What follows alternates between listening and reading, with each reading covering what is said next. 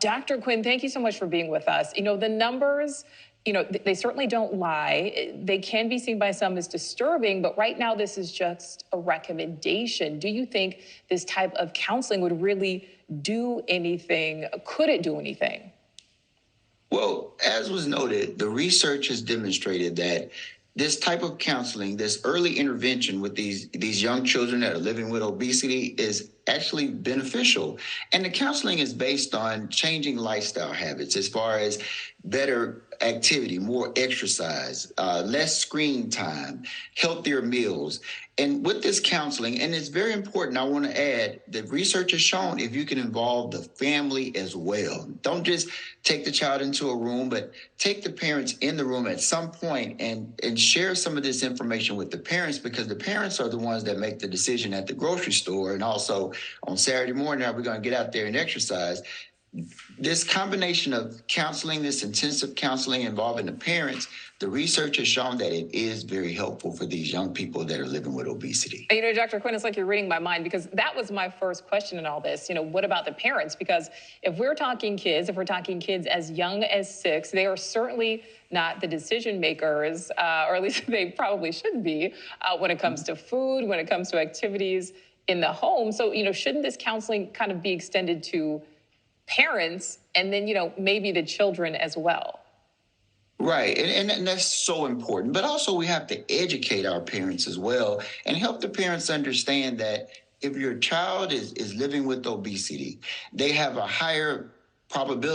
much higher probability of having health-related consequences such as hypertension, diabetes, and all of these other problems that are more likely to manifest at an earlier time than if they could get healthier as far as getting to a healthier weight. But also with my parents, I like to talk about the psychological and also the social problems as far as a child living with obesity. There's a higher probability that child might have some anxiety, maybe some depression. Also, some studies have shown some children have lower self-esteem. Maybe they'll have lower scores on their test or their school performance. So overwhelmingly, once you educate the parents of the benefits and all of the risks that could be mitigated by helping these children get healthier, now you're on a track to getting these children to a healthier weight that they deserve by making those lifestyle changes. Absolutely. And we know it can be hard to get adults to eat their vegetables sometimes, so it certainly can be difficult with kids. But Dr. Quinn, what do you think? Do you think that there is maybe some elements of victim blaming with this type of approach? Because do we as a society maybe need to do a better job of policing the entities at the top of this, the food producers, the companies which provide and create so much processed, and of course, it's quick and easy food, but many times that also means very low in nutrients and just not good for us.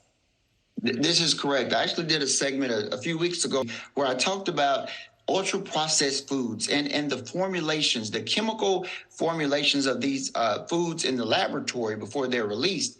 These foods are actually addictive to some people. A significant percentage of people are addicted to these foods, and it's hard for them to resist. And it's really an unfair situation, but also the advertising.